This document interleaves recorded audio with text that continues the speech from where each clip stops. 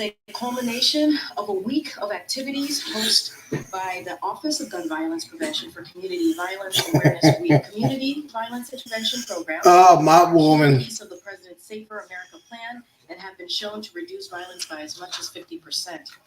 That's why the Biden-Harris administration continues to make major investments in community violence intervention and other proven solutions to end the epidemic of gun violence. The President's American Rescue Plan provided over $15 billion to prevent crime and promote public safety, while the Bipartisan Safer Community Act provides $250 million in funding for community-based violence prevention initiatives. These actions are reducing crime and saving lives nationwide, with homicides and gun violence rates on the decline in 2023. We will continue to work to protect American communities from this senseless violence while calling on Congress to do its job and take further action to implement common sense gun safety measures. Common sense. And finally, I also want to share a brief readout from a recent visit by senior U.S. officials to Guyana, Colombia, and also Mexico. Principal Deputy National Security Advisor John Feiner traveled to Guyana and Colombia February 4th and 5th, which followed a series of other high-level U.S. visits. In Guyana, he met with President Ali and Caribbean Community CARICOM Secretary General Dr. Carla Barnett to reaffirm U.S. support to Guyana's sovereignty to advance economic and security cooperation and to discuss CARICOM's priorities for their February 25th meeting.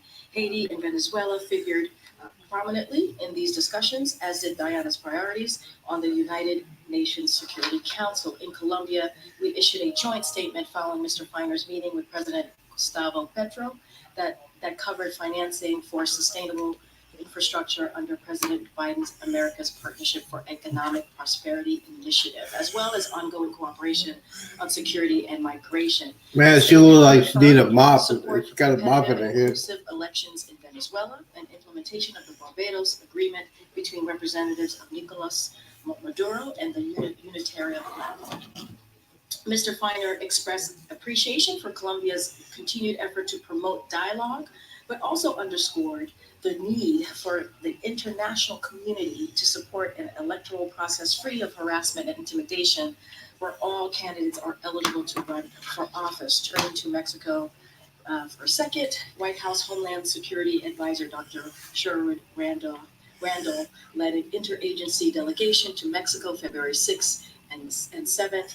She engaged in a wide-ranging discussion with President AMLO, and then separately, our delegation met with Mexico's Security Cabinet, both focused on bilateral and regional issues, including sustained cooperation on migration and joint efforts to promote economic opportunity and development in the Americas. During the fourth meeting of the Trilateral Fentanyl Committee established by President Biden, President AMLO, and the Prime Minister Trudeau, the United States, Mexico, and Canada agreed to intend joint actions to counter the trafficking of illicit synthetic drugs, including fentanyl and firearms in North America.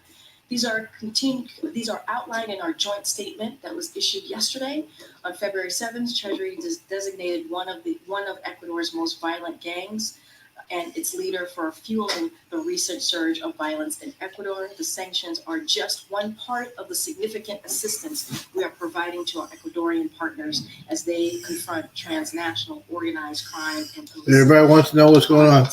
Finally, allow me to once again pay respect for the people of Chile as they mourn the loss of former President Sebastián Piñera.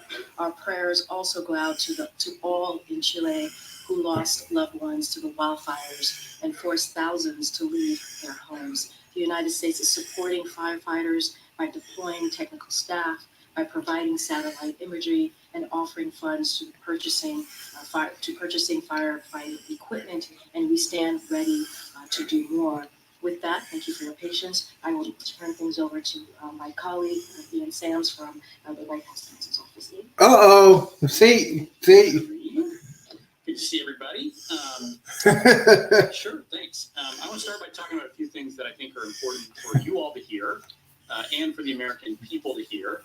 The president spoke powerfully about this last night. That turned over every stone and explored every theory. The special counsel decided that there was no case there. Notably, he said this would be true whether President Biden was president or a private citizen. The special counsel's assignment when he was appointed was to determine whether any criminal conduct occurred. He found it didn't. That was the finding. The case is closed. I want to read you something from none other than Ken Starr, who most people in this room will remember is the independent counsel who investigated former President Clinton. Oh, After that Lord. investigation, here's what he said to Congress, quote, "What I see the conclusion as being is just a determination that no criminal charges would be brought. Period. Full stop. That is it. It's all over at that stage," end quote. That rings true here. The special counsel report goes on at length about the president's unprecedented cooperation in this case. I want to share a few things about that because I think it's very important. One, when the classified documents were found, it was self-reported. The president directed his team to ensure that any classified documents were returned immediately. He always has. He did not intentionally take classified documents. He understands documents like that belong with the government. He never made any attempt to obstruct. Two, he took unprecedented action to get the special counsel what he needed. He opened up every room in his family home and his beach house for comprehensive FBI searches. What about Penn First time in State? history. He sat for 2 days Oh. of interviews. An interview that I'll add, and the president talked about this last night, took place the day after the brutal attack on Israel. The president was managing an intensive international crisis. You just heard the vice president talk about this. He answered dozens of follow-up questions to the special counsel in writing. 3, he didn't exert executive privilege over any contents of the report. He was transparent. He had nothing to hide. There was a long, intensive, and in many ways, yes, excessive investigation. But for context, you should all remember, in the case of former Vice President Mike Pence, who had a very, very similar incident occur right after President Biden, the case was closed within a few months. It was a brief one-page letter to Mike Pence. But in this case, there was a 15-month investigation. The special counsel interviewed 150 witnesses. He sought and obtained 7 million pages of documents down to emails about moving trucks during the transition in 2016 and 2017. He spent more than $3.5 million taxpayer dollars exploring every possible theory that he could. And what was the result? He reached the inevitable conclusion based on the facts and the evidence that there was no case here. And this is important to think about in context of how this report is being viewed and by many of you being covered. This is the first special counsel investigation ever that hasn't indicted anyone. Every theory was explored. No, they've got to die. Hillary Clinton. The decision was that there was no case to be made. In that reality, we also need to talk about the environment that we are in.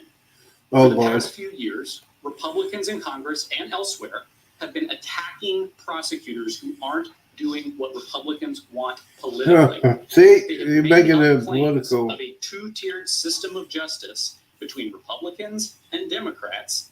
They have denigrated the rule of law for political purposes. That reality creates a ton of pressure. And in that pressurized political environment, when the inevitable conclusion is that the facts and the evidence don't support any charges, you're left to wonder why this report spends time making gratuitous and inappropriate criticisms of the president. Over the past 24 hours, we've actually seen legal experts and former prosecutors come out and give their analysis. Former Attorney General Eric Holder said the report, quote, contains way too many gratuitous remarks and is flatly inconsistent with long-standing DOJ traditions. The former acting FBI director said he had overseen many cases like this and, quote, you have to have explicit evidence of willful retention of these documents, and that is just not present in this case. All right, I want to pause there for a second. He just said 2 knuckleheads. Eric Holder is charged with a contempt of Congress. I mean, really? The White House special counsel, whatever you want to call it, called Joe Biden. He is old and he can't remember stuff. That's why they don't want to put him on trial. It's the same thing with Hillary Clinton. This fool said,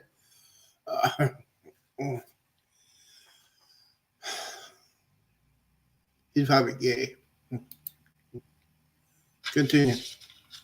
The former FBI general counsel, who I'll add was also the lead prosecutor in the special counsel Mueller investigation, said it was, quote, exactly what you're not supposed to do, which is putting your thumb on the scale that could have political repercussions. Okay, first and foremost, Joe Biden was vice president. He had no right to have classified information leave to go to his house. Senator Joe Biden had classified information that he's not supposed to leave his office, but it's at his house. Two of them. First and foremost, Senator Joe Biden is not qualified to unclassified anything. Number two, Vice President Joe Biden is not qualified to have classified information. Period. So this knucklehead is just an idiot. That's the assessment of seasoned professional law enforcement officials and well, first of all, consider Congress, prosecutors with deep experience at the Department of Justice. Unfortunately, the gratuitous remarks that the former Attorney General talked about have naturally caught headlines and all of your attention. They're wrong and they're inaccurate, and they obscure a very simple truth that I want to repeat one last time, since I know it's hard to wade through 400 full pages. One, the report lays out example after example of how the president did not willfully take classified documents. The report lays out how the president did not share classified documents with anyone. The report lays out how the president did not knowingly share classified information with anyone. On page 2, which I know you all read, the report argues that President willfully retained materials. But buried way later on page 215, the report says, and I quote, there is in fact a shortage of evidence on these points. 200 pages later. Put simply, this case is closed because the facts and the evidence don't support the theories here. The gratuitous comments that respected experts are saying is out of line are inappropriate. And they shouldn't distract from the fact that the case is closed and the facts and evidence show that they reached the right conclusion. With that, I'm happy to take questions. Housekeeping, when and whom was the president briefed about the contents of the report? The president was briefed by his lawyers. And second, the president, and as you mentioned again, you brought some of the characterizations were gratuitous. Does the president still have confidence in Merrick Garland after selecting her to be put in this position? And the president spoke to this last night. I can't remember which of you asked him what his thoughts were on the appointment of the special counsel, and he answered that, I think, thoughtfully and powerfully, and I don't really have anything to add beyond what the president said. Finally, does the president support the release of the entire transcript of his interview to put to rest some of these things that you think are being overlooked? And it's a reasonable question. I think that it's important to know that we're doing classified materials in this conversation. There are classification issues there. I don't have the announcement on, releasing anything today, but it's a reasonable question, and there are classified stuff, and we'll have to work through all that. So, but once you can work through, say a redacted version, would the president support the release as long as you can obviously keep what needs to be kept secret? Well, we'll take a look at that and make a determination. Thanks, Ian. Two questions. First, you said in the topper that the president takes classified information seriously, and the president said last night that he never discussed classified material with anyone, but the special counsel's report said that on 3 different occasions he did discuss it with his ghostwriter. I understand it didn't meet the bar for prosecution, but how do you reconcile the president's statement with what's in the report? Sure. Well, if you read the full report, it actually gets into each of those 3 instances. I think Justin rightly points out that we're talking about 3 instances out of 250 pages of evidence that they're talking about criticizing. I think it's important to look at those 3 examples. 2 of them are his own notes to himself in his personal diary that he was reading about to his ghostwriter for his memoir, for a memoir about his life after his son Beau died. And he was reading these passages that he had written to himself to share information with him. And he took pains, and the report lays this out, to express how sensitive some of the information was and that we should be careful with it. And of those 2 passages from his diaries that he talked about with his ghostwriter, weren't in the book. There's no classified information in the book. And so I want to just make that point. And the second is there's a kind of an allegation of, willfully taking a classified document that he talked about with his ghostwriter. That's false. As the president talked about last night, he was again talking about a handwritten letter that he had sent to President Obama and faxed to him about the Afghanistan troop surge. Like, these are the president's own personal writings, the president's own diary notes to himself. And I think there's an important thing to think about here. There's plenty of historical analogs. The most notable of which is Ronald Reagan, President Reagan, whose diaries very famously became the subject of a lot of attention in the country. And the Justice Department knew that President Reagan's diaries had classified information in them. Knew it at the time. He took those diaries home. He read those diaries to people. He shared the actual physical copy of the diaries, which the special counsel report talks about.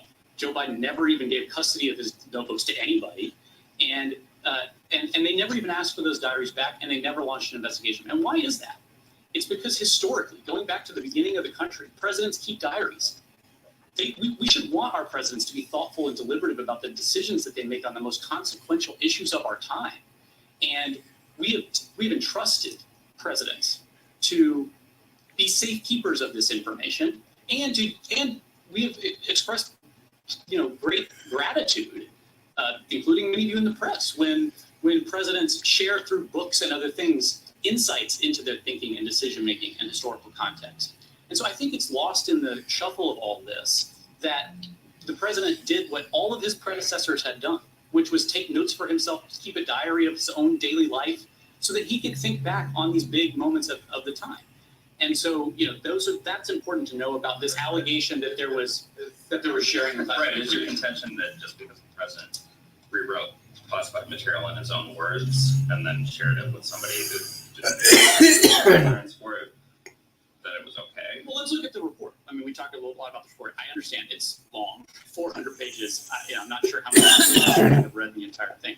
Page 3, which I think is what everybody's asking about and understandably says, quote, Mr. Biden shared information, including some classified information, with his ghostwriter, right? But if you go to page 248, the report says, quote, we conclude that the evidence does not establish that Mr. Biden willfully disclosed national defense information to his writing assistant. That's in the report. That's the conclusion that was made based on the evidence. And there's something else I want to add about this because we've gone back and forth.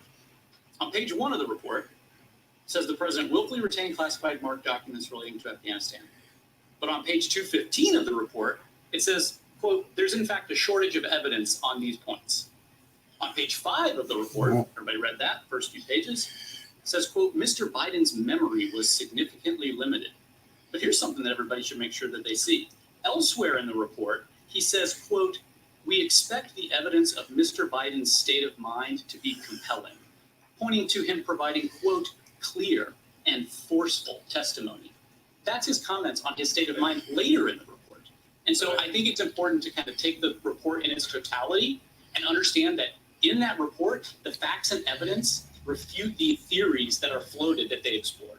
Maybe we disagree on if he should have used the word willfully. There's one other thing I wanted to ask about, which is that his attorneys said that they were going to work on the process to make sure that none of this happens again. Yeah. Obviously, there's the potential that this administration has less than a year left, so I'm wondering if you could detail what the timeline is on that, what you guys are considering for that type of That's process. a great question. I think that's something that this issue a year ago brought to light is that this is a unfortunately very common occurrence in our country. The National Archives has talked about how 80 different libraries and collections just in the last decade or so have called and said, oh, we found classified documents in these papers. And they have a process that you're supposed to turn those back in. But then, we had the issue with President Biden. Immediately after that, we had the issue with Vice President Pence. And I think it's important to understand that this is a common occurrence, and the president thinks that we should fix it. Like, he gave all these documents back. He knew he did not, that these governments should be in possession, that the government should be in possession of these documents.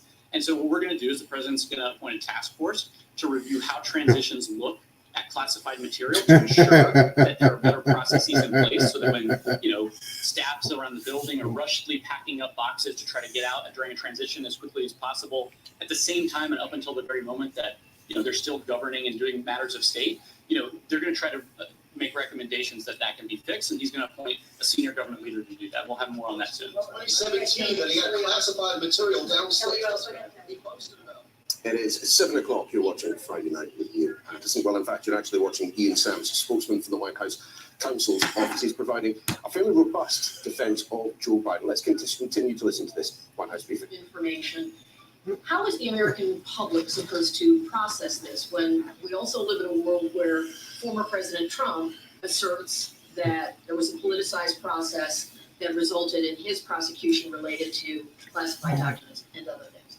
So for the public, if Democrats and this administration say, trust the Department of Justice, trust the institutions, but you are also arguing here gratuitous political cheap shots and false assertions. How are they to process Well, I that? talked about this actually a minute ago, and I think, when you have the former Attorney General, when you have the former acting FBI director, when you have the former general counsel of the FBI, these are experienced people at the Justice Department who spent decades working at the Justice Department. And they're saying it's gratuitous. They're saying that this is inappropriate, that this is inconsistent with DOJ policy and practice. That's them saying. We agree. You heard the president speak forcefully about this last night. You heard the vice president speak forcefully about this today. We certainly agree that it's gratuitous. But I explained this a little bit in the opening. We're in a very pressurized political environment. Oh, and God. we are the first special counsel in history not to indict anybody. There is pressure to criticize and to make, statements that maybe otherwise you wouldn't make. And, I think that it leaves you wondering why some of these critiques are in there. But I think it's also important to just fundamentally distinguish between the prior case that you mentioned. I want to be careful in terms of commenting on that. But the special counsel report goes into great detail about the differences and distinctions there. And I think it's important to understand that the criticisms that you're hearing of the gratuitous comments in the report, which are wrong, frankly, this is being shared by people who have deep experience at the Justice Department. On the many issues Hey. related to memory, they certainly seem to prompt an angry response from the president and from his advocates. Is there anything being done to address that issue in an ongoing way? Obviously, Council wrote asking for some of those things to be removed. It is potential that Robert Hur could be called before Congress to testify in public. Are there any steps that the administration would take addressing that specific issue? Hey, Bama. Is it in relation to overall medical physician's report of the president or other things to demonstrate what is the issue with memory and is it a factor that deals with his capacity to serve? I have a lot of issues with the contents of that question, and Kareen's answered a lot about the president's transparency in his medical records and his physical and things of that nature. And I, leave that to Kareen to handle. But I'll say, I just read you this, page 248. Or sorry, excuse me. Later in the report, he says, quote, "We expect the evidence of Mr. Biden's state of mind to be compelling," pointing to him providing, quote, "clear and, quote, forceful testimony." I can't explain why the report veers all over the place on this issue. I can just say, and as you heard from the vice president, you heard from Come on, members really? of Congress yesterday talking about their recent interactions with the president. One, Congressman Goldman from New York, talking about his interaction with the president the day before this interview, when Congressman Goldman was on the ground in Israel, and the long and intensive and detailed conversation they had about what was going on the ground. We just reject that this is true. And I think that it does raise questions about the gratuitousness, and it raises, makes you wonder why that's in there. Thank you, Kareen, and thank you, Ian. So you are discrediting some of the findings in this report. You are discrediting some of the observations of President Biden. So why should the American public accept the conclusion that charges weren't warranted? I'm not sure I understand what you're asking. You're claiming that much of the report is inaccurate. So why are you so confident that the conclusion is correct? The conclusion has been obvious from the very beginning. It was a long, intensive, sort of meandering investigation that came to the conclusion that in February of last year, everybody knew that this wasn't intentional, that this was an accident, that they were found. And as soon as they were found, the president said, give them back. Get them back as soon as we can and fully cooperate with everything. So Uh, that's the inevitable conclusion because it's the truth. The conduct of the investigation throughout and the gratuitous comments in the report are troubling and they're inappropriate. But I think that the finding was the obvious one because it's the truth. President Biden blamed his staff largely for the mishandling of documents and where they ultimately ended up. Does the president believe he did everything right when it comes to handling classified material? Well, just look at look at the report. I know it's long, but the report talks about how the evidence is that these were most likely things that were packed up by staff during movements and transitions and things of that nature. So that's reflected by the report. It's not some accusation by the president. It's just true. I mean, you guys know, you guys work with White House staff all the time. We support the principal. That's our job. And principal relies on their staff to help them with things. Uh-oh. You know, looking back, if he had been he was more engaged in that process of the packing and the moving things to make sure that things were being done the right way. I think the most important thing to remember is once it was realized that Okay, first things first. When he was a senator, he was not qualified to have classified information in his house. When he was vice president, he should not have classified information in his house. He's blaming it on his staff, but he was the vice president. He has the ultimate authority to his staff to say, hey, I need regular stuff, leave the classified stuff alone. But he did not do that. He was a senator before he was vice president. He was a regular person after he left the Senate.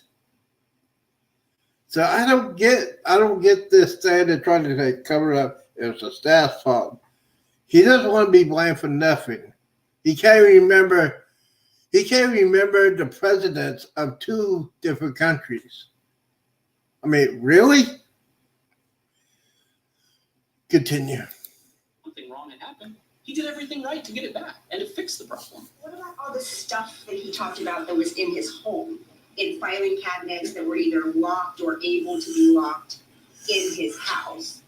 What stuff was he talking about? Classified material? What we talked about, I mean, the report goes on at length about this. I'd encourage you to read it. It talks about. What he said last night. He said the stuff in my house was all in filing cabinets that were either locked or able to be locked. Didn't he put them in his home? I'm not really following the question. I think that that's what I was to Justin a minute ago. His personal diaries that he had. Of course, it's personal diaries. The documents that were taken were jumbled up in boxes and found inadvertently in places, and that's what happened. So. Thank you. How concerned is the president and the team here that the quote gratuitous comments are going to damage him, damage public perception of him? I think the public is smart, and I think that they can see what's going on. I think that they see a president who fully cooperated. I think they see a president who did the right thing and made sure everything got back. And I think that they see that this was a long investigation that ended without a case to be made. And, I think that they can see and understand, when people are gratuitous and make comments that they shouldn't make and that are beyond the remit of a prosecutor to do. I think that they understand that. And I think that they'll understand that the president did the right thing here. The 7th and 8th were obviously, or 8th and 9th were obviously like very busy days where the president was overstretched, taking calls in the middle of the night, all of this. Why continue with the interview with her? Why not do it on another day? Why give him the opportunity to have these lines in the report about lapses, about timelines? He should have thrown up roadblocks, is that what you're saying? I mean, no, he committed to it. And hey, the world is on fire. Could we do it another I'll day? tell you what's interesting about this, and this is oddly not in the report, is at the beginning of his interview, the special counsel told the president, I understand that you're dealing with a lot of things right now, and I'm going to be asking you questions about stuff from a long time ago. I want you to try to recall. I'm trying to recall. Things of that nature. That's often what prosecutors would tell witnesses. So, he understood that, but the president was going to commit to being cooperative. He talked about this last night. He wanted to make sure he had everything he needed, and he didn't want to throw up roadblocks. Just a first question, has the president read the entire report, and when was he given the report? Did he review it when his lawyers did the privilege review? And do you have any just context on when he himself found the findings of it? We received the report yesterday from the Justice Department, formally sending it over. Obviously, the president's lawyers were doing the privilege review that we disclosed to everybody was happening and disclosed when we had concluded it. And so I think, they had briefed him on the material as the client, as is typical in a legal case. And then we received the full report yesterday. The president's been pretty busy. I'm not sure he's read 400 pages. I'm not sure how many, folks in this room have read all 400 pages of it, but he certainly is familiar with the contents of the report. Just one quick follow-up. The president was animated last night, rejecting the idea that he did not remember when his son died. Can you provide a little bit more context about, was he directly asked in the interview by the special counsel for the dates? Was it part of a broader conversation? I just need some additional context to understand what is. Oh my God. What the woman? The president was pretty clear last night. American people have heard from him for years about the pain and the suffering that they went through when Bo passed away, and the gravity of that. Bill? I think to suggest that he could remember when his son died is really out of bounds. The conversations in the interview back and forth, he's being asked about file folders from a basement and how did they get there and what is that and what were you doing around that time and things of that nature. I don't want to be very careful. I don't want to get into specific things while it's still in a classification process. But it is safe to say that of course the president knows when his son died. Why the special counsel would write explicitly in the report that the president was unable to recall when his son died? You'd have to ask the special counsel why he chose to include that. Thanks, Ian. So you said that you told the special counsel that the criticisms of President Biden were inaccurate, gratuitous, and wrong. So how did the special counsel respond when you told them that? Put out his report. I'm unaware of any changes that were made in response to our very strong, forceful, and rooted in evidence arguments that we provided. You just mentioned how these interviews happened shortly after the October 7th attacks. The president mentioned it last night. Mentioning that, does that mean that possible memory lapses happened because he was so distracted by what was happening overseas?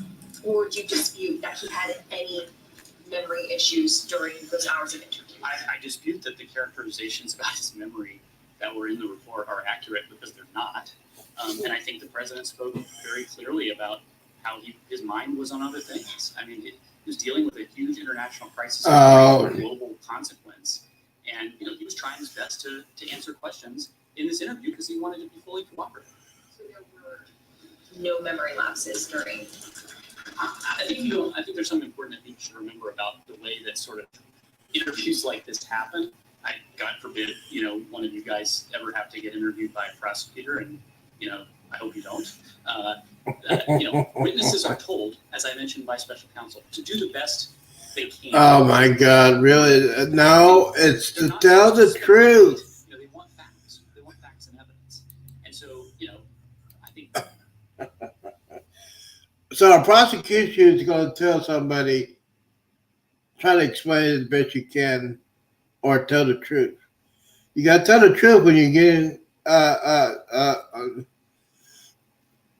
inquisition by the special prosecutor. You're supposed to tell the truth, not the best you can. That's the Democrat BS is going on. Continue. Probably in almost every prosecutorial interview you can imagine that people have said that they don't recall things because that's what they're instructed to do. So I think that's just important context to keep in mind. In September, the president was asked about Trump's classified documents being found in Mar-a-Lago, and he said, quote, how could that possibly happen? How could anyone be that irresponsible? But there were classified documents found in the president's garage in a damaged cardboard box. So would that be considered irresponsible? Look, I think the president made clear that he gave everything back as soon as he found out that he had it. And so I think that it's fundamentally incorrect to try to analogize the situation or to, and frankly, the report says that too. And the idea that that he did anything except be totally cooperative and to take great strides to ensure that the classified document. Negatory, because the classified paperwork were inside his garage was not closed because Hunter was there. His car, it wasn't open. It was open. It was in the disarray. I mean, really? Documents will return speaks for itself. Thank you. Ian, the vice president referred today to the report as being politically motivated. Is that the position of the White House, that this report was politically motivated? I saw the vice president's remarks. I thought they were very powerful, and I talked about this a little bit at the top of our conversation here today. You know, there's an environment that we are in that generates a ton of pressure because you have congressional Republicans, other Republicans attacking prosecutors that they don't like. It creates, you know, a need to determine that charges weren't filed. People are human and they're thinking through, you know, what do we need to do?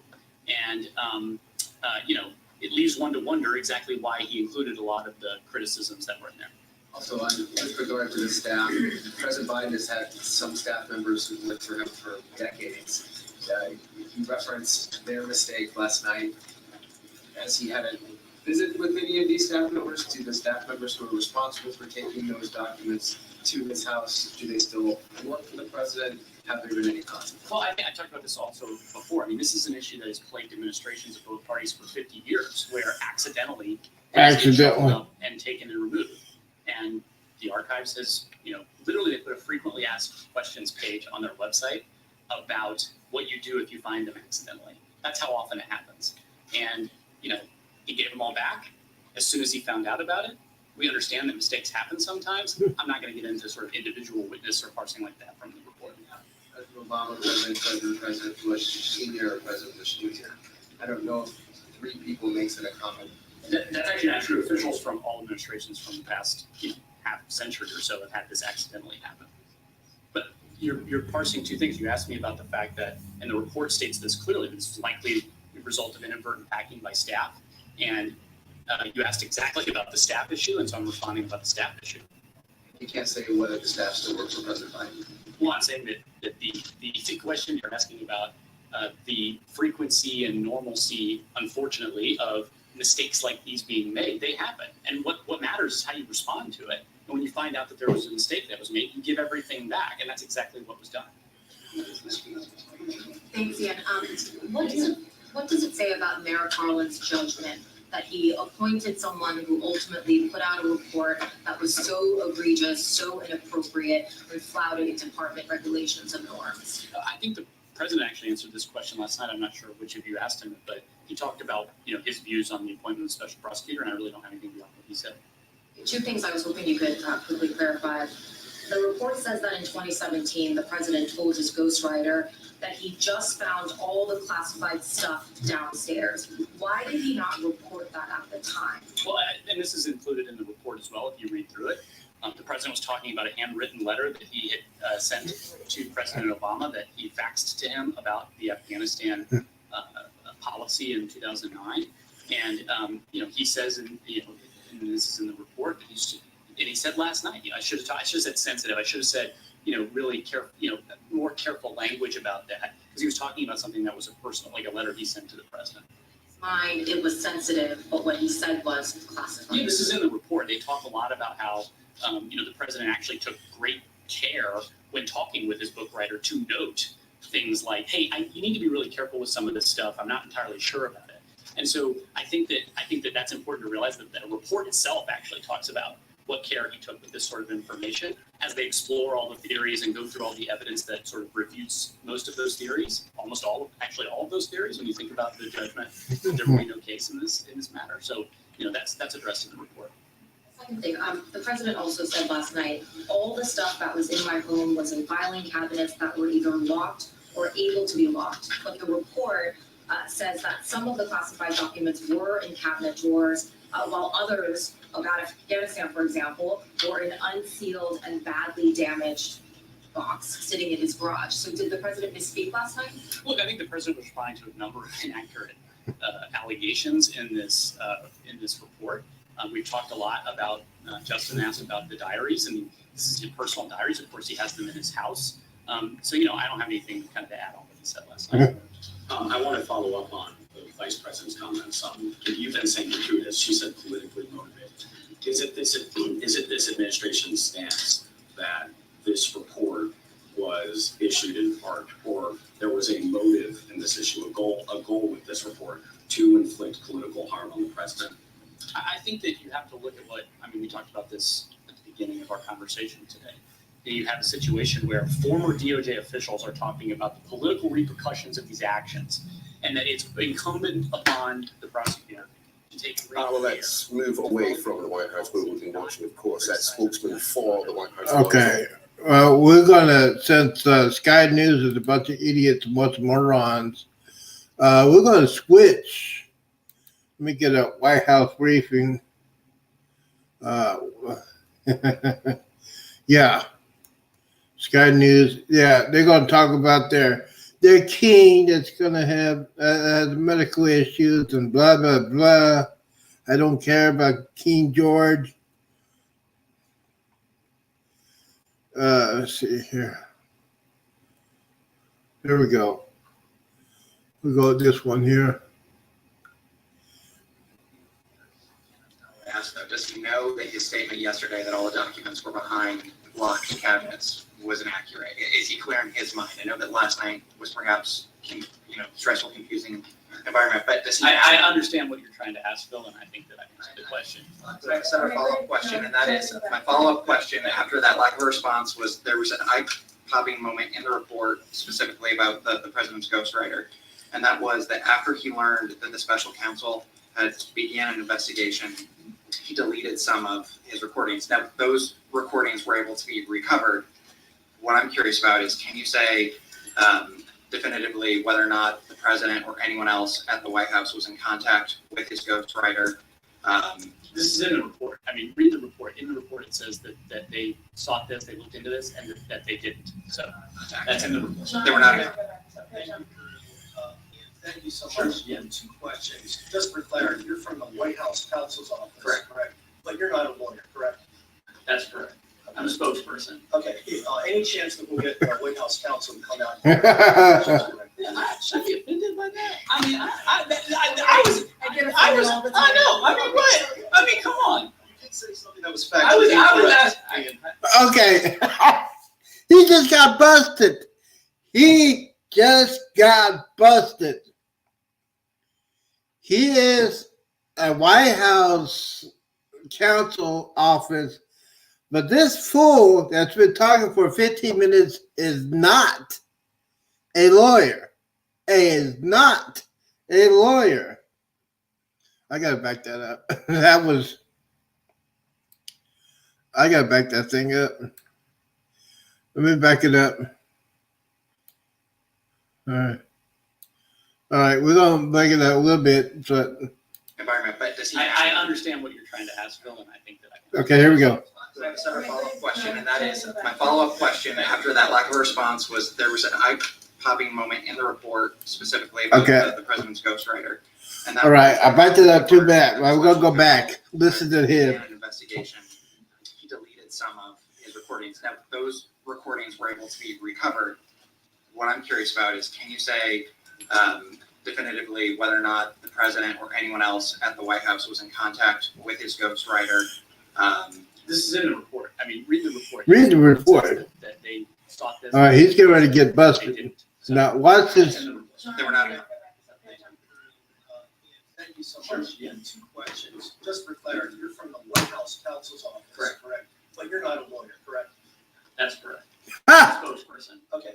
Any chance that we'll get White House counsel to come out here and have Yeah. questions direct? Should I be offended by that? I know. Come on. You did say something that was factually incorrect. There has been a previous special counsel. I was asked to come today by your colleagues in the press corps, and we happily obliged. As you know, former President Trump, he was charged with a slew of criminal charges related to classified documents in his possession, including counts of willful retention of national defense information. In this report, it's made clear by the special counsel that President Biden willfully retained and disclosed classified material. He kept it in unsecured locations after his vice presidency, which presented, according to the special counsel, serious risks to national security. So my question to you, Ian, is can you explain to every voter out there, every American, why it is that President Biden essentially is let off the hook and former President Trump is now facing these slew of criminal charges, which seem to most people very severe? Great windup, John. I mean, really a good windup. I talked about this already. Page 1, willful retention. Page 2, 15. There is, in fact, a shortage of evidence on these points. The report itself goes through in great detail the facts and evidence that led to the obvious conclusion that there was no case here. The report itself answers the question you're asking about the distinction between two cases, as you guys have heard us from the White House say for a long time. We're very careful about commenting on certain cases like that.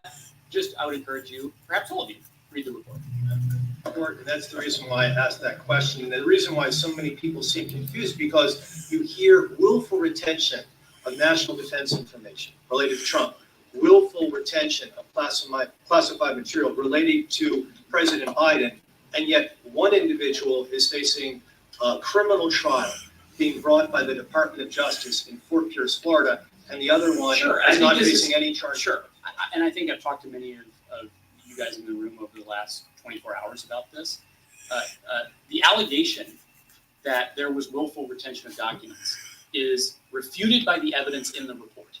And the conclusion was made directly that the evidence does not support that claim. He explored the theory. It's in there on page 2. Everybody focused on it. I'm exploring the theory of willful retention, but that the evidence as a whole was insufficient because that's not what the facts show.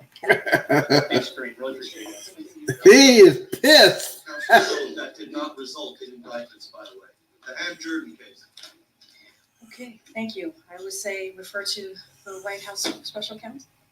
Not special counsel, but legal counsel. They're here. They came. Okay. No, he's a. Excuse me, 2 questions, just following up on comments that the president made last night. Yeah. President Biden called the military operations in Gaza over the top. And this comes after the White House has pretty consistently defended Israel's conduct. What's changed and what exactly did the president mean by over the top? Yeah, so first of all, I would say nothing has changed. His position hasn't changed. I don't think his messaging has changed. We don't think his messaging has changed. He doesn't believe his messaging has changed. This isn't something, the first time he's done so, what you heard from him yesterday. Look, the president made it very clear in his comment that he was obviously talking about Israel's conduct in Gaza. And he's been clear. He's been clear that the United States wants to see Hamas, a terrorist organization, defeated. He's been very clear. Okay, so basically, this mop woman would not get fired from the White House from her job. Number 1, because she's black. Number 2, she is female. Number 3, she is a lesbian. She won't get fired. So she's putting in false statements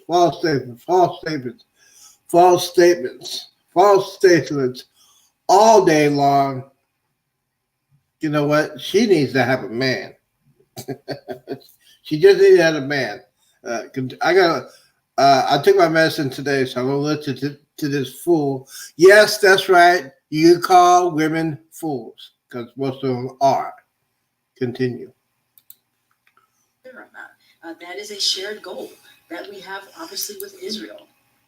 But at the same time, while we have said that, we've been also very clear, the president has been very clear, that they must do so by ensuring that their operations are targeted and conducted in a way that we are protecting innocent civilians. And that is something that we have been incredibly consistent about here in this administration. We want to make sure that we are also protecting innocent civilians. So that is what the president was speaking to yesterday.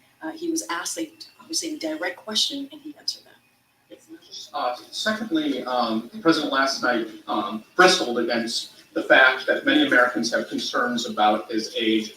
I think to a question from one of my colleagues, he said, that's your judgment, suggesting it's the media's judgment. There's no shortage of published polls that suggest Americans have concern about his age and stamina, and it's been put in all sorts of different ways. So is the president not in touch with what Americans feel about this issue? So, look, obviously, when it comes to the report more broadly, you just heard from my colleague, Ian Sams, that part of the report we don't think lives in reality. And that's what he was speaking to, where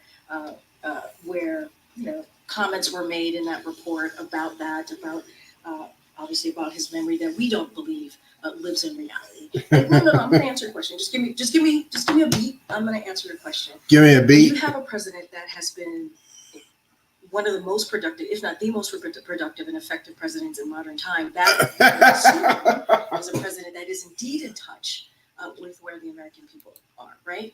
That would assume that the president. This woman is lying to your head. This woman right here is lying to your head. Donald Trump gave more help to black people than Barack Hussein Obama and Joe Biden combined. This woman, Donald Trump gave us stimulus checks. Joe Biden has not. Prices are sky high because he got rid of the Keystone Pipeline. Joe Biden has more illegal aliens coming to this country than any other president in history. This woman is telling you lies. Continue. Understands what's going on around the kitchen table when Americans are sitting around the kitchen table trying to figure out how are they going to deal with the economy? How are they going to deal with healthcare? So, in my opinion, he is. We usually don't sit around the kitchen table.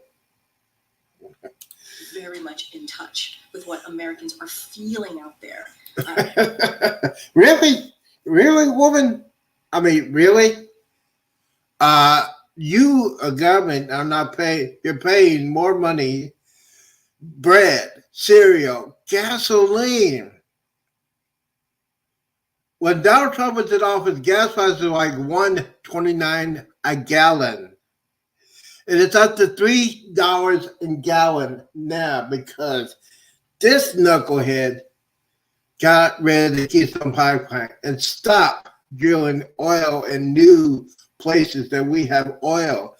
We have more oil in Alaska than they have in South America. But we can't touch it because of Let's Go Brandon.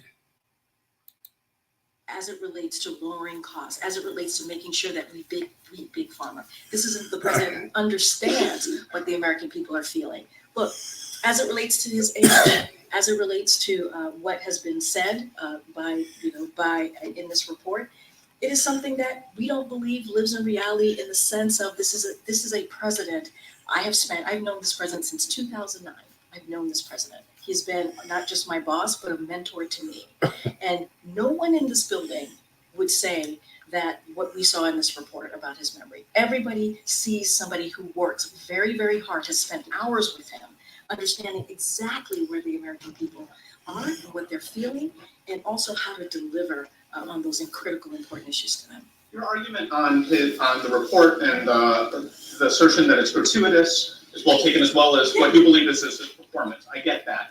But he seemed to be playing with a different set of facts. The facts are that this is an issue that Americans are concerned about.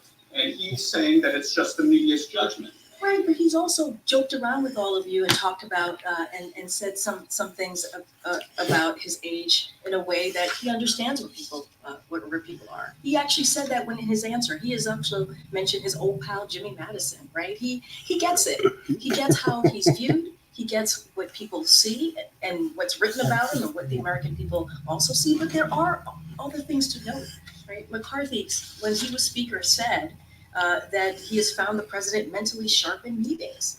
There are stories like that from, as they're saying it quietly, privately, House Republicans and other Republicans in Congress. But there's reports from all of you who have said that they have interviewed some of these folks and have said the president is sharp. The president, when they have a conversation with the president, he understands the issue.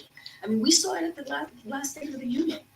he was able to negotiate while giving a very important speech, about 90 minutes, to the world. Like, I mean, millions of Americans watch as he was able to negotiate with House Republicans in the room.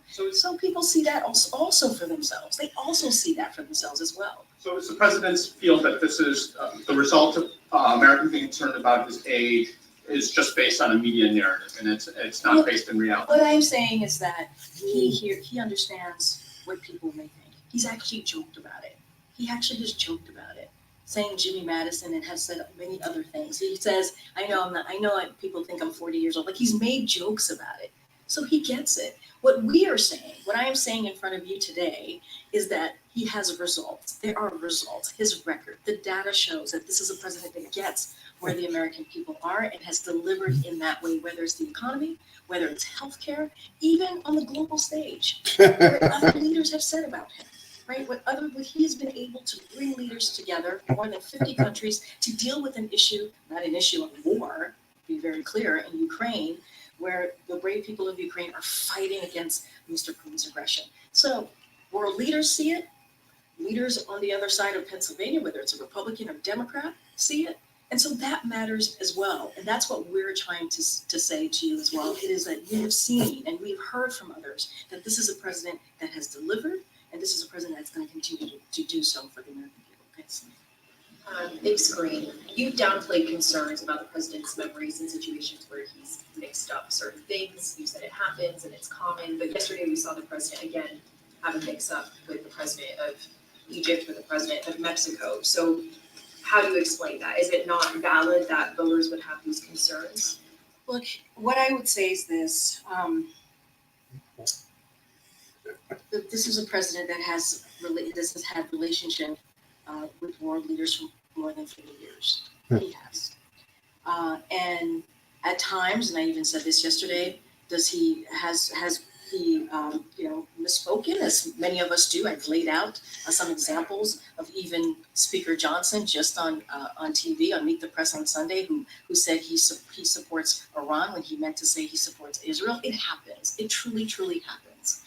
In that same answer that he gave, he actually gave an incredibly detailed answer on the overlapping dynamics in the Middle East as he was responding to the question that he received from one of your colleagues. And look, I want to quote one more person, as I've been quoting folks this today. Yara Rosenberg at the Atlantic said, Biden has gaff names his entire career. His entire career. It is not uncommon that he's done that, like many of us do.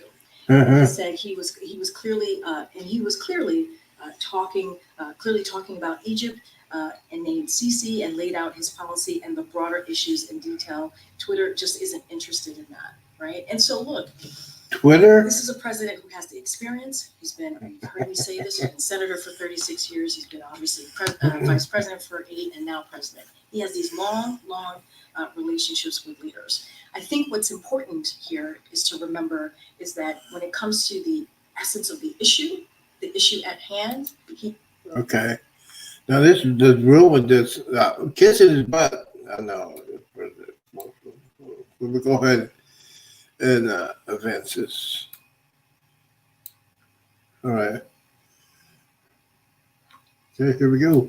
Conversations about trying to change that perception among the Americans. I mean, look, what you saw, your colleagues were you in the room, Tyler, yesterday? Your colleagues and yourself were able to see the president and ask questions yesterday. He did that, I believe, if not the day before yesterday, he did that a couple times this week, I think about 3 times, engaging with the press. It's just something that he does pretty often. And we're going to try and obviously pick moments. He's going to, on his own, have moments where he's going to want to walk over and talk to all of you, as he's done many times before. We're going to continue, obviously, to your question, yes, we're going to find many different ways to engage with the press. That's something that we think is very important. It's important to take your questions. Well, so he says that, but he won't go on Fox News. He is not doing the Super Bowl. He's not going OAN. He's not going to Newsmax.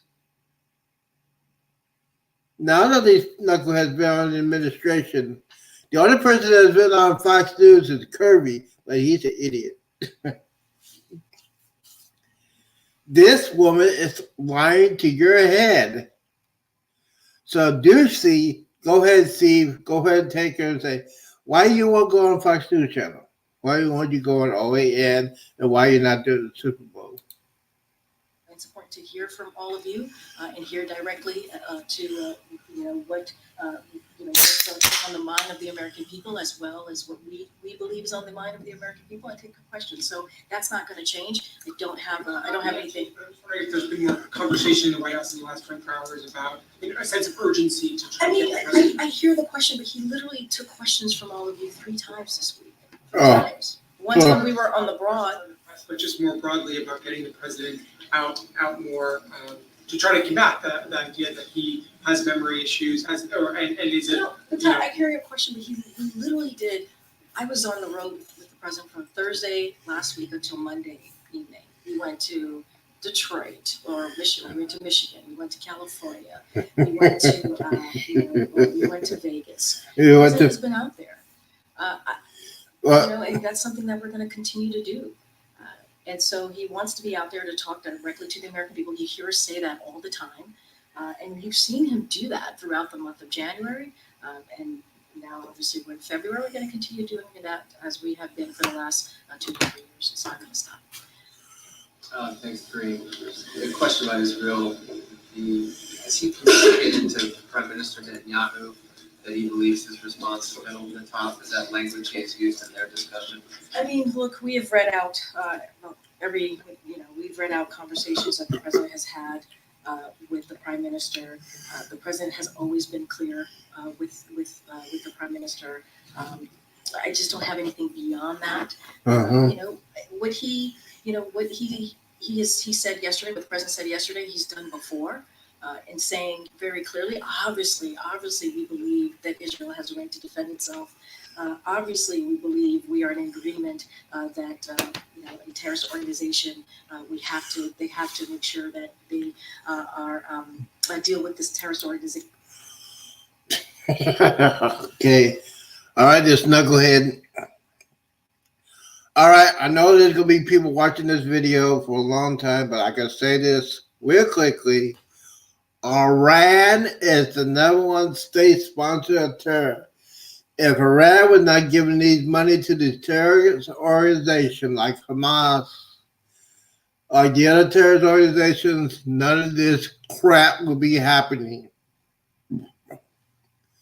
Joe Biden got rid of the sanctions, got rid of oil sanctions, and give them $6 billion plus some prisoners swap. And you tell me they didn't use the money. They got plenty of money from that. They're selling, Iran is selling oil to the black market. That's why they're paying for the terrorists. Oh, man. That on October 7th, terrorized and killed more than 1,200 people. That is a reality. But at the same time, the president has also been clear that their military operations need to be done in a precise way, in a more targeted way. We need to protect civilians' lives. And so...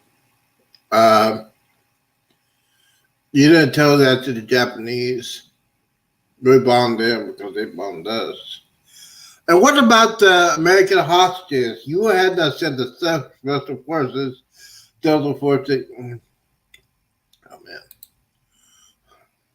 Yeah, that has been the case. Now, in the broader scope, the president has been working with his team to make sure that we have another humanitarian pause. We understand how that ain't gonna happen. To make sure we bring those hostages home to their friends, to their family, to their loved ones, and also get that really critical, important humanitarian aid that's needed in Gaza, get that in there. And so that's been the president's position. Nothing has changed. Can you clarify whether there's been any change in White House policy with regard to tying aid for Israel to its actions? I don't have any change of policy to announce to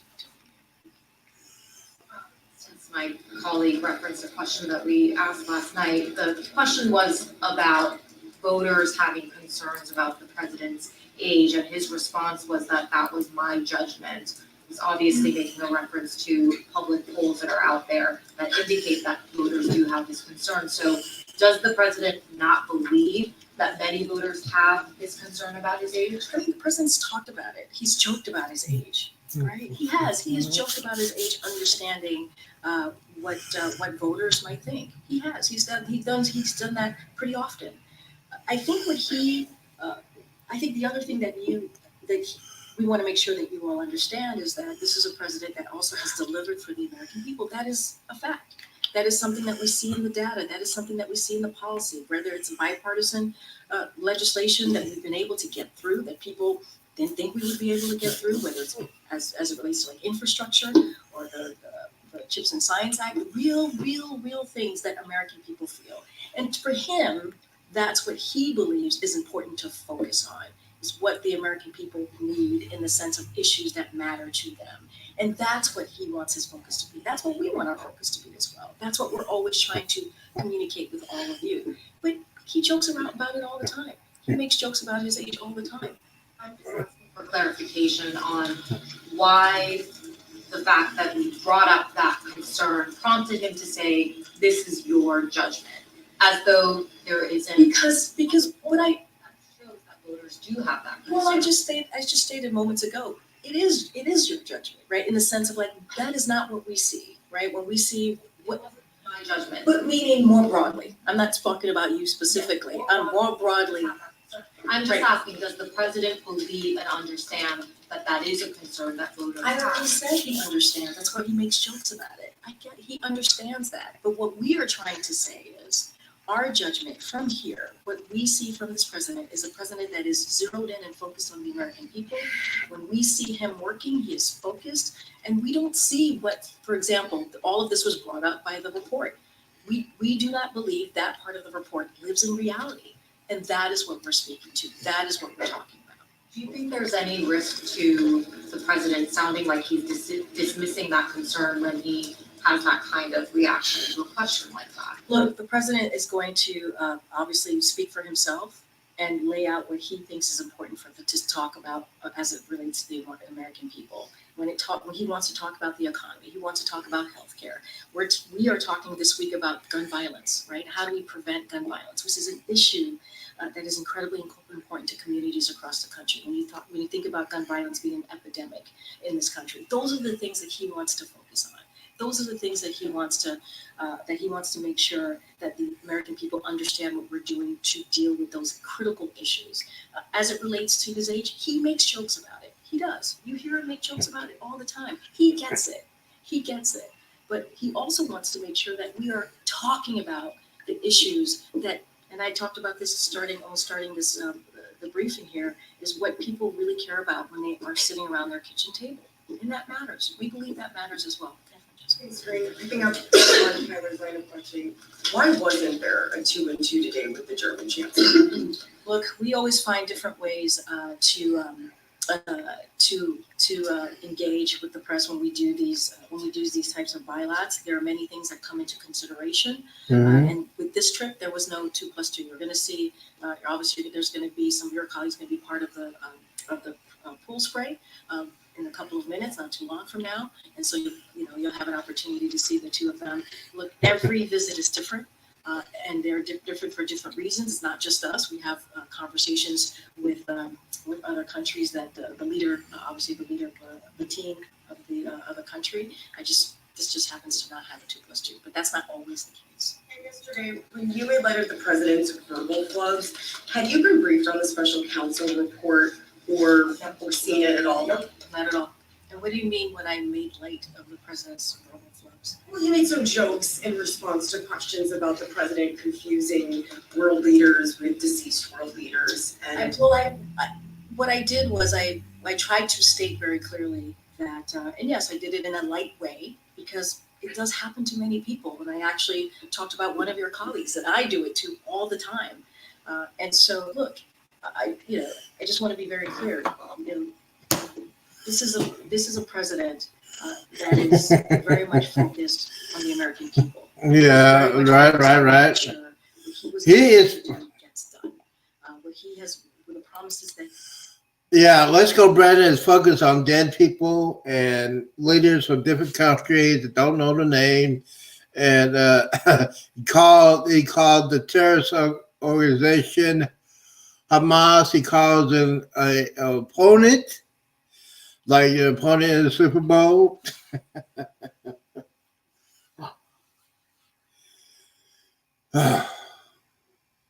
Gosh, she needs a man. He's made to communities across the country gets kept. So I just want to make sure that is made also very clear.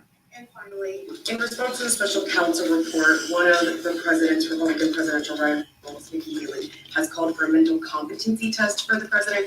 Is that something that the White House is actively considering as a way to try and put to rest some of these allegations about his memory lapses? I mean, look, I'm not a medical doctor. So certainly I'm not going to stand here and make opine on tests or anything of that nature. What I can say is that, and I remember talking to the president's doctor last year when I was asked about cognitive tests when the president's physical came out, and he said to me, and I'm paraphrasing because this was over a year ago at this point, that because of the president's actions every day, what he deals with world leaders, the domestic issues that he has to deal with, he believes that shows, right? That shows that the president is very much active and understands what's going on, right? And didn't believe that a test like that was warranted because of just who he is as president of the United States and everything that he has to deal with. But again, I'm not a medical doctor. The president's going to continue to be obviously transparent when it comes to his physical. We were the last 2 years.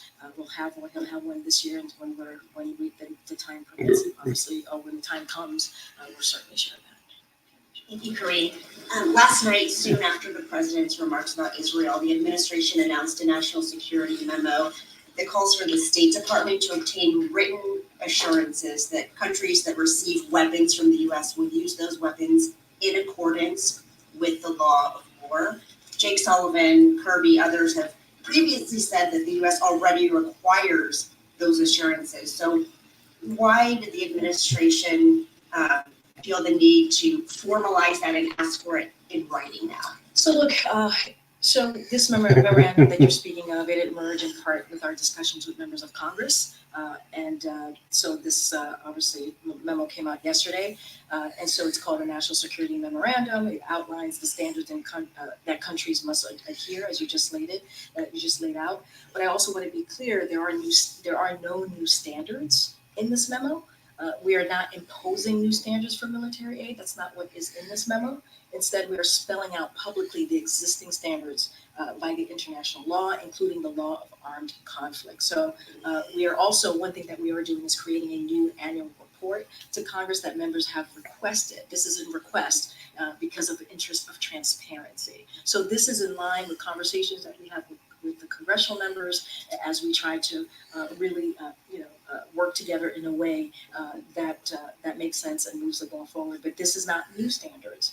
This is something. These are things that already exist. To your point, that is now in writing, and then we did create a new annual report for more transparency. If Israel doesn't sign off within the deadline of 45 days, because it is involved with active conflict, will the U.S. aid be cut off immediately? So what I can tell you is that we did brief the Israelis on this. They reiterated their willingness to provide these types of assurances. So those conversations are happening, and they obviously they reiterated their willingness to provide these assurances. Thank you, Karine. If the special counsel says President Biden's got significant limitations on his memory, then who is helping him run the country? The President of the United States runs the country. The Commander-in-Chief runs the country. How can he be trusted with the nuclear codes if, I get that you're saying that nobody in the building would say that he's got an issue with his memory, but just a little part of what we get to see, he's made mistake after mistake after mistake after mistake on camera this week. So I'm going to be very clear here. The reality is that report, that part of the report does not live in reality. It just doesn't. So the special It counsel is, is lying about the president's memory. it was gratuitous. You heard from Ian Sams, my colleague. It is unacceptable and it does not live in reality. That is just the facts. And look, it was a closed case. That is what the special counsel said. And what matters is that the president in the last 3 years has delivered on the economy, has delivered on healthcare, has turned this country around after the last president with an economy that was in a tailspin. That's what we were dealing with. That's what we were dealing with.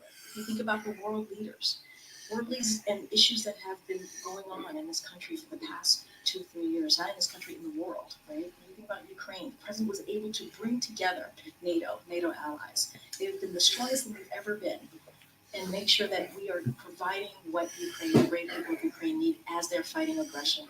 And that is what this president has been able to do. His experience as former senator, as former vice president, and now president, has gotten us to a place where we've been able to turn things around in a way that we meet the needs of the American people, whether it's domestic issues or national security issues. And that is what matters. That part of the report does not live in reality. Bye, everybody. Have a great weekend.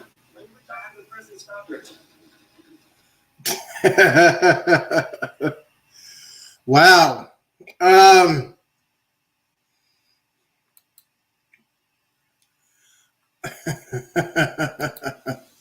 Wow.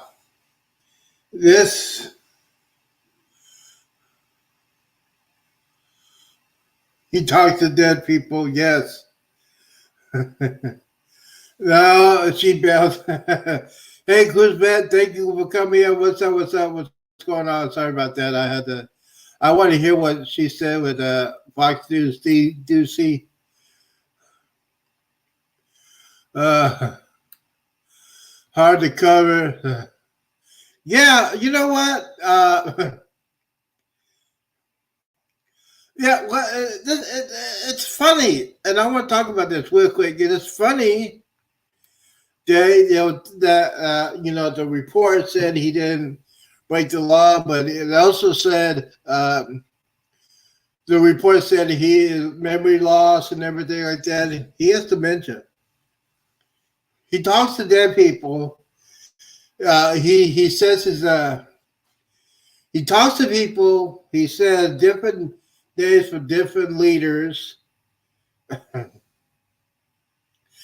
He calls that young lady that was a reporter not a reporter. And why does she? I will say this. This is what I say. Why does she sound so tired all the time? Well, she had to have a man in her life a long time. You know what I'm saying? You know what I'm saying? You know, she's always tired because, you know, I'll be tired. I'll be tired of telling lies too, man. It just boggles my mind. It really boggles my mind. What this knucklehead? But I like that guy before. He was saying all this stuff. And one reporter said, well, sir, you're for the White House counsel. He works for the White House. He works in the White House counsel office. But that guy is not a lawyer. He's just a spokesman saying all the Democratic BS. Yeah. Let me go ahead and do that. Hold on. Okay, welcome everyone to the White House. We're so glad to have you here today for a major announcement on CHIPS R&D. Brian Harper on the White House CHIPS. All right. I don't want to hear him, so sorry about that. Mike, how you doing? What's going on? What's happening? How you doing? Thank you, Kuzbat. Thank you for coming in on a very interesting press conference. I had to do the whole thing because, you know, I'm just saying, he is an idiot. The administration is full of idiots, is full of lies. It's just, she bounced quickly. Nah.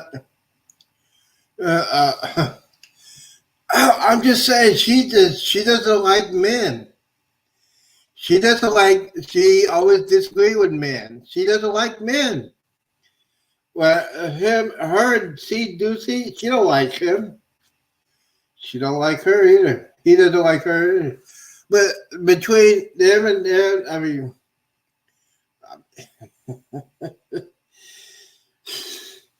bro, how you doing? How is everybody doing about that? Yeah, but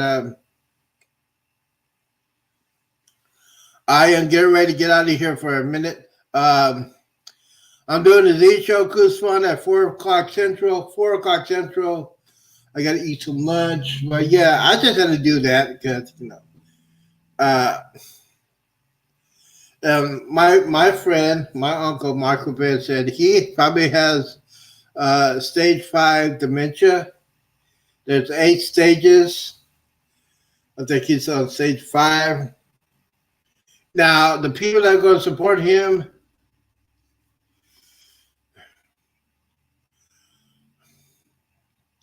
maybe when Trump gets back in, he'll...